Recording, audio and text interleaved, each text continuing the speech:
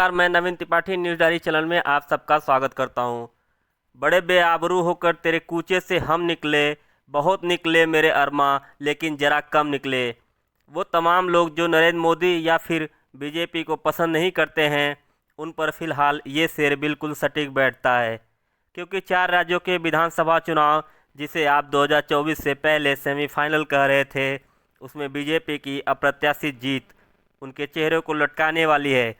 ये बताने वाली है कि प्रधानमंत्री नरेंद्र मोदी पनौती तो हैं, लेकिन पनौती कांग्रेस के लिए हैं, क्योंकि उनकी वजह से आज कांग्रेस देश में सिर्फ 3 राज्यों में रह गई है, जबकि बीजेपी की हम बात करेंगे तो देश की 52% आबादी पर फिलहाल बीजेपी का कब्जा हो गया है।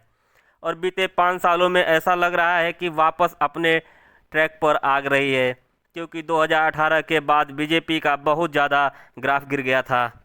लेकिन राजस्थान, मध्य प्रदेश, छत्तीसगढ़, तेलंगाना आज बीजेपी के हौसले बढ़ाने वाले हैं, क्योंकि राजस्थान में रिवाज नहीं बदला और बीजेपी 115 सीटें जीत कर आए, जिसमें 44 सीटों की बढ़त होती है। कांग्रेस को बड़ा झटका लगता है। मध्य प्रदेश, जहां रिवाज बदलता था, वहां बीजेपी ने लार्जर देन लाइफ परफॉर्मेंस की। 164 सीटें शॉकिंग है, हैरान करने वाला है। सवाल उठने वाला है कि कैसे संभव था, क्योंकि हर कोई मान रहा था कि कांग्रेस जीतेगी।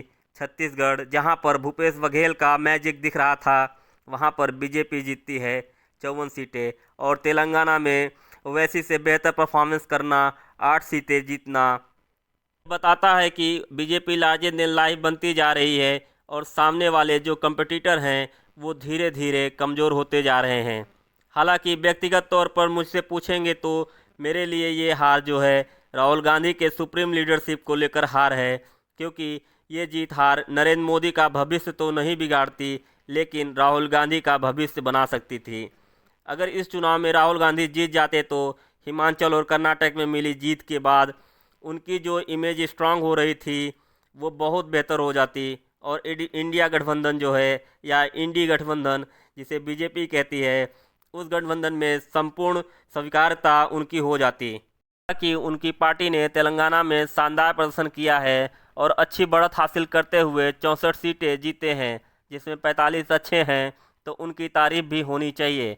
लेकिन वो साउथ का स्टेट है और यही वजह है कि कांग्रेस के तमाम जो नेता हैं फिलहाल साउथ वर्सेस नॉर्थ कर रहे हैं। लेकिन साउथ वर्सेस नॉर्थ की कहानी में ज़्यादातर सीटें जो है वो नॉर्थ से ही हैं, और साउथ नॉर्थ में आप डिफरेंस नहीं कर सकते। राहुल गांधी पर इस हार का सीधा असर पड़ेगा। उनके समर्थन माने या ना माने कि गठबंधन के दलों में उनकी स्वीकार्यता कम होगी। और मध्य प्रदेश के चुनावों से पहले जिस तरह से अखिलेश यादव से उनकी लड़ाई खुलकर सामने आई थी, नीतीश कुमार जिस तरह से अलग थलग बयानबाजी दे रहे थे, ममता और शरद पवार पहले से उनके साथ पूरी तरह नहीं खड़े हैं। ऐसे में उनका एक्सेप्टेंस विपक्ष के अंदर इस हार के बाद काफ़ी गिर जाएगी। वहीं बीजेपी के लिए चुनाव बल्ले बल्ले वाला रहा है, क्योंकि बीजेपी के लोगों से बात करने पर पता चलता है कि ये चुनाव इस तरह निकल आएगा और बीजेपी ऐसा कर सकती है। उनके लोगों को भी विश्वास नहीं था कि हम हिंदी पट्टी के तीनों राज्यों में जीत जाएंगे। 90% बीजेपी के लोग जिनसे मेरी बातचीत हो रही थी, उनका ये कहना था कि राजस्थान में हम आ सकते हैं, मध्य प्रदेश में कांटे की लड़ाई है, और हो सकता है कि मध्य प्रदेश में भी हम सरकार बना लें, लेकिन छत्तीसगढ़ हम हार जाएंगे। वैसे भी छत्तीसगढ़ के लिए कोई भी नहीं कह रहा था, और 40 से 50% लोग मध्य प्रदेश के लिए कह रहे थे कि नेट टू नेट फाइट होगा, 100 के आसपास हम और 100 के आसपास कांग्रेस रहेगी। लेकिन 164 आएंगे, ये किसी ने भी सपने में भी नहीं सोचा था। और सारे एग्जिट पोल में वो ऑलमोस्ट पीछे चल रहे थे। क्या मैजिक रहा, क्या कमलनाथ जी का एरोगेंस हो गया, मामा का वो संवाद था अपनी बेटियों से, भांजियों से, वो काम कर गया, या फिर प्रधानमंत्री मोदी का मैजिक कर गया। जो भी कहानी आप कहना चाहें कह सकते हैं, लेकिन इस कहानी में सच्चाई यही है कि बीजेपी की एमपी में बल्ले बल्ले है और एमपी में रिवाज नहीं बदला। बीजेपी वहां पर रिपीट कर रही है, और पिछली बार बीजेपी ने तोड़ जोड़ का कर बनाई थी, और दिस इज़ ट्रू ऑल्सो। लेकिन इस बार बीजेपी ने इतनी सारी सीटें लाई है जिससे वो आराम से 5 साल तक सरकार चला सकते हैं और किसी भी तरह की तोड़ जोड़ की ज़रूरत नहीं पड़ेगी। इस खबर के साथ ही जो कमलनाथ जी का करियर है, मेरे ख्याल से शायद अब ख़त्म हो जाएगा, क्योंकि लोकसभा के चुनाव में बीजेपी को यहाँ एज मिलता है। बीजेपी जब हारी भी थी उसके बावजूद यहाँ पर लोकसभा में ऑलमोस्ट क्लीन स्वीप करती है। राजस्थान में, गुजरात में, मध्य प्रदेश में अगर यहाँ पर बीजेपी क्लीन स्वीप करती है तो किसी को हैरानी नहीं होगी। और कमलनाथ जी यहाँ हार गए जहाँ पर एंटी कमेंसिंग बहुत ज़्यादा थी और 2 महीने पहले हर कोई मान रहा था कि वो जीत जाएंगे। तो आई थिंक कि उनके लिए अब रास्ते ख़त्म हो जाएंगे। बहुत मुश्किल है कि यहाँ से अब वो अपने पॉलिटिकल कैरियर का रिवाइव करें। वो और दिग्विजय सिंह दोनों का कैरियर अब यहाँ से बहुत मुश्किल है। वहीं अगर राजस्थान की बात करें तो अशोक गहलोत जी का भी कैरियर अब ख़त्म हो जाएगा, क्योंकि सचिन पायलट के साथ बगावत के बीच में गांधी परिवार के जो आला कमान हैं उनसे उन्होंने काफ़ी बगावत की थी और वो सरवाइव इसलिए कर रहे थे क्योंकि विधायकों की संख्या उनके पास बहुत ज़्यादा थी।